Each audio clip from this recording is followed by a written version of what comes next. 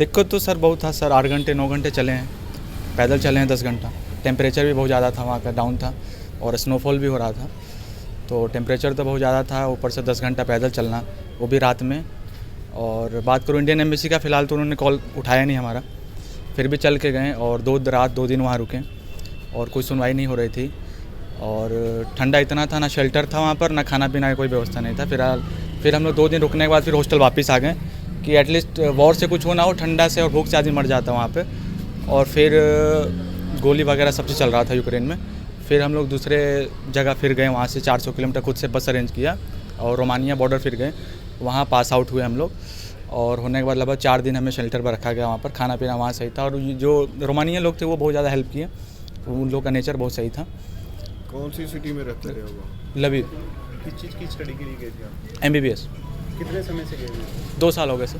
और कितने के स्टूडेंट हैं जो आपके साथी वगैरह? लगभग हम लोग 18-19 लोग थे जो वापस आए हैं अभी तो, और भी लगभग मेरे हिसाब से 11,000 और स्टूडेंट फंसे हुए हैं। और बात करूँ खार्किव और कीव की, उन्होंने पूरा हॉस्पिटल उड़ा दिया है, कॉलेज उड़ा दिया है, तो स्थिति बहुत ज़्यादा ख़राब है फिलहाल। अभी भी अच्छे खासे स्टूडेंट वहाँ पर बंकर में फंसे हुए हैं, जिन्हें 1 सप्ताह से खाना भी नहीं मिला हुआ है। हमें भी 2 दिन से खाना नहीं मिला था, 3 दिन से खाना नहीं मिला था। और फिर भी यही उम्मीद था कि घर जाएंगे तो एटलीस्ट आदमी ने 9 घंटे पैदल चला हमने। टेम्परेचर भी खासी थी, कई लड़के बेहोश हो गए थे वहाँ पे, और जिन्हें हॉस्पिटल भी लेके हम लोग गए। और फिर दोबारा वहाँ से हॉस्टल भी वापस आ गए थे कि फ़िलहाल तो एटलीस्ट ठंडा तो ना लगे, एटलीस्ट कम से खाना तो मिले हॉस्टल में। कैसे हालात हैं वहाँ जंग के?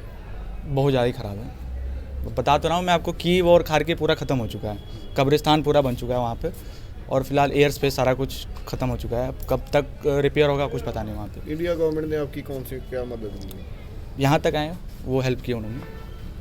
बाकी वहाँ के लोग अच्छे थे, जहाँ हम लोग दूसरी कंट्री में गए वहाँ के लोग बहुत ज़्यादा सपोर्ट किया।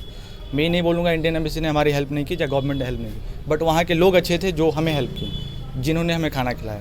क्या मानते हैं अगर जहाँ पर स्टडी की अच्छी व्यवस्था हो MBBS की, वहाँ पर जाने की ज़रूरत ना पड़े स्टूडेंट्स? ऐसा कुछ नहीं। अब ये तो हमारे ऊपर है कि हम लोग कहाँ MBBS करने जा रहे हैं। और यहाँ अगर सीट ज़्यादा होती, हर साल 18 लाख एग्ज़ाम देते हैं नीट में, और सीट कितना है यहाँ पर? 60,000 सीट है। बाकी 60,000 लड़कों का स्टूडेंट होता है, एडमिशन होता है इंडिया में, और बाकी लोग कहाँ जाते हैं? हर साल कहीं ना कहीं कोई ना कोई होता है। और वॉर का सिचुएशन ये पहली बार हुआ है। ज़रूरी नहीं कि मैं यूक्रेन गया हूँ तो वहाँ वॉर हुआ, कल मैं कहीं और जाता, बांग्लादेश जाता, वहाँ भी वॉर हो सकता था। तो मैं ये नहीं बोलूँगा कि मैं वहाँ गया हूँ तो वॉर हुआ है, वो वैसा पैनिक सिचुएशन था, तो सबको ये कभी ना कभी झेलना था।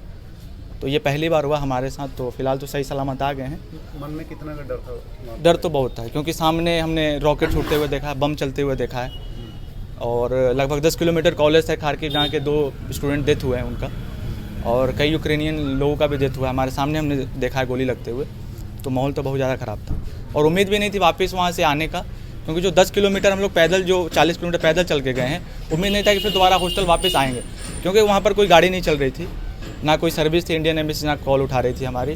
फिर भी हिम्मत करके 40 किलोमीटर पैदल गए, और फिर 20 किलोमीटर फिर दोबारा वापस आए, और बस नहीं मिल रही थी, कैसे कैसे रोड पर वो करके फिर गए।